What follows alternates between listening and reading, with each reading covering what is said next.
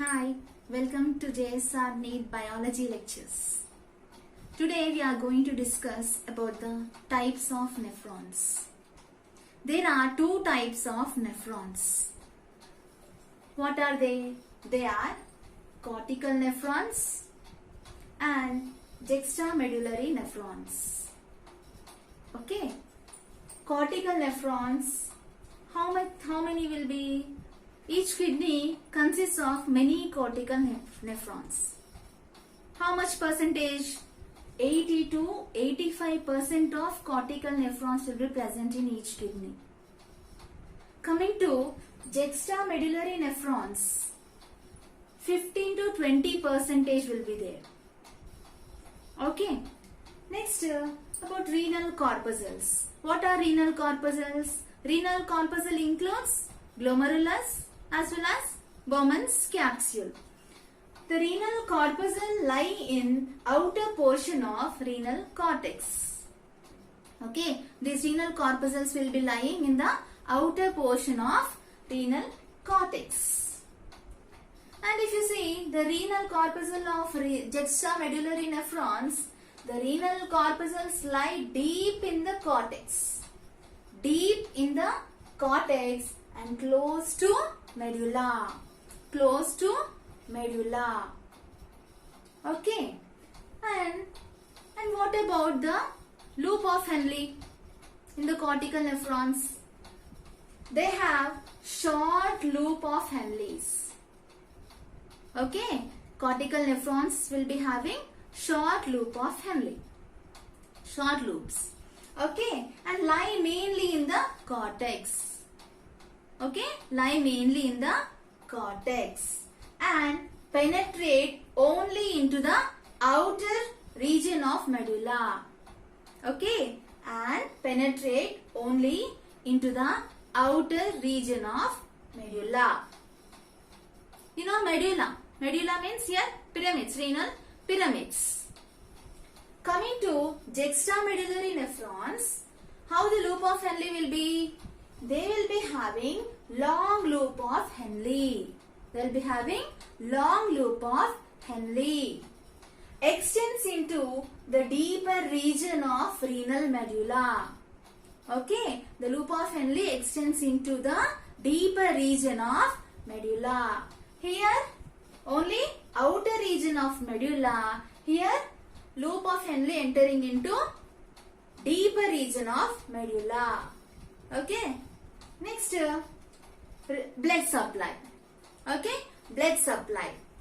The short loops, okay, the short loops will receive blood supply from peritubular capillaries. Okay, they will be receiving, the short loops will be receiving blood from the peritubular capillaries. Coming to blood supply to the juxtamedullary nephrons loop of Henle. Here long loop of Henle receives blood supply from peritubular capillaries and from U-shaped vasa recta also. Okay, they will receive blood supply from peritubular capillaries and U-shaped vasa recta also. Okay, these will be arising from where? Efferent arteriole only. Okay, this will be arising from efferent arteriole. Once again, here cortical nephrons, how much percentage is occupied by cortical nephrons? 80 to 85%. Here 15 to 20%. Next, coming to renal corpuscle, they will be lying in the outer portion of the renal cortex. Here renal corpuscle will be lying deep in the cortex and close to the medulla. Next, they have short loops, lie mainly in the cortex. Okay, and penetrate only into the outer region of medulla.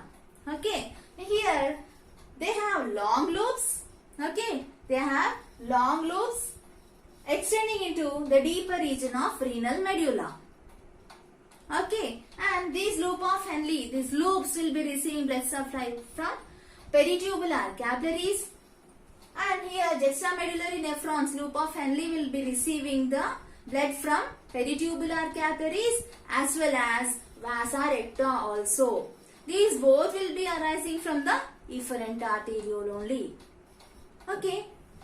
Here, for better understanding of peritubular capillaries and the vasa recta. Here, listen. Here, the efferent arteriole is a branch of renal artery. Okay.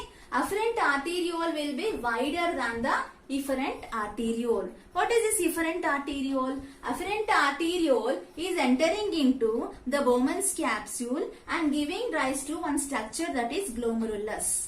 Okay, glomerulus. This glomerulus giving rise to narrow blood vessel. Narrow blood vessel, that is called as efferent arteriole. Efferent arteriole. The diameter of the lumen of the efferent arteriole will be lesser than the diameter of the lumen of afferent arteriole.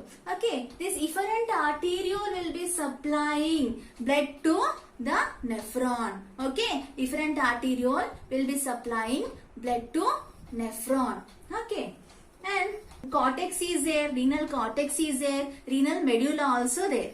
Okay, whenever these are surrounding the efferent arteriole, the capillaries are surrounding the entire nephron. Yes or no? Entire nephron here will be surrounding the entire tubules, renal tubule. That is why these capillaries are termed as peritubular capillaries. Peritubular capillaries. Okay, peri means surrounding. Okay, peritubular capillaries. Here, the peritubular capillaries, they will be supplying to cortical nephrons also. Cortical nephrons also and juxtamedullary nephrons also. Two types here. When in the cortical region, this efferent arteriole means here peritubular capillaries, whenever they are supplying to tubule, renal tubule, okay, blood to renal tubule, they are considered as peritubular capillaries. And whenever the peritubular capillaries are entering deep into the medulla, okay, deep into the medulla and supplying to the loop of Henle, okay, blood supply to loop of Henle, we are calling it as vasa recta. Okay, that is a main thing here. Difference between the peritubular capillaries and the vasa recta. Okay, both will be arising from the efferent arteriole only, but the difference is a location here. Okay, I think you all have understood. For more videos, please subscribe JSR NEET Biology Lectures. Thank you.